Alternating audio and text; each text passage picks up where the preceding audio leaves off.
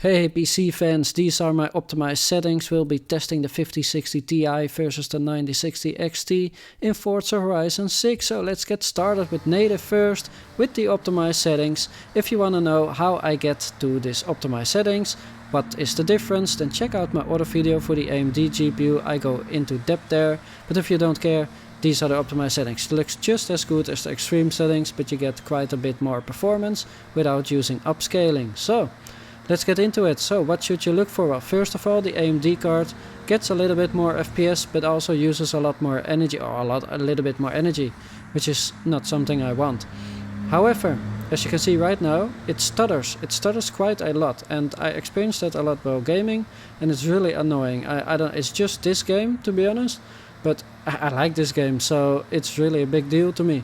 Now on the Nvidia side, I did not experience any stutter. Now in the video there is one area, I believe, where you will see a lag spike, but that's really the only one, and I mean, I'll take it. It's like 1/10 of the lag spike. Hey, look at it, 3 right after each other on the AMD side, none on the Nvidia side.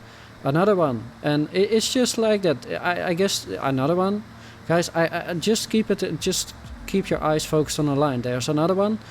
You feel that in game, right? It's really annoying, and it is, you know, kind of a deal breaker for me. And yes, the AMD GPU is cheaper, but in my opinion it's not worth saving the money for it. The drivers are quite bad, honestly. I've never had an AMD GPU before, but I decided I wanted a new PC, get back into PC gaming after a hiatus, and you know, why not save a few bucks? But instant regret. So I bought the 5060 Ti, and yes, it's a lot better.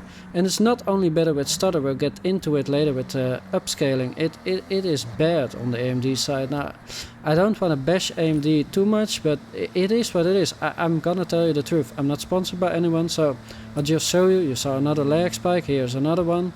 This is what it is. Yeah, you have more FPS, but it's not stable, at least for me, on my system. I'm running a AMD CPU, the 9600X. So here another lag spike, and a tiny lag spike on the Nvidia, as you saw, but there will be a bigger one on Nvidia, I believe. Maybe not, maybe it's already been, should be around here. No, maybe I don't remember right. But it is another lag spike on AMD. It is a lot better on the Nvidia side, and what's also a lot better is the upscaling, which is what we'll look at right now.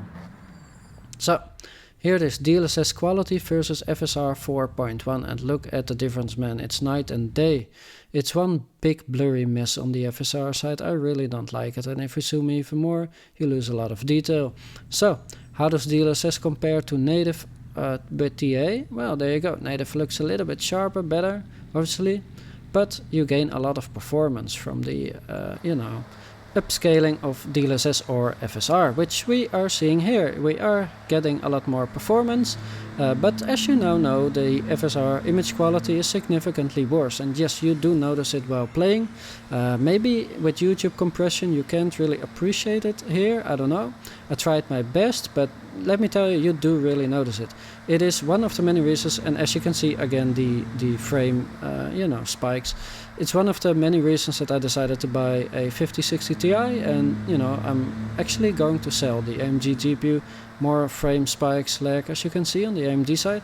Now it performs a little bit better, but you know, that doesn't really matter if the game is, you know, freezing every a couple of half a minute or something here, another two.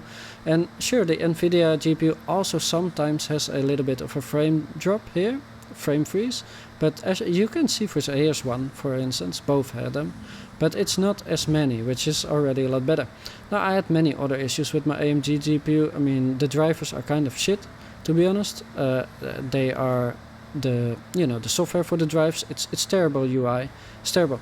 When I got the Nvidia card, installed the software, it automatically downloaded the correct drive and started installing it. The AMD, I don't know, it's somewhere buried in some menu, really annoying.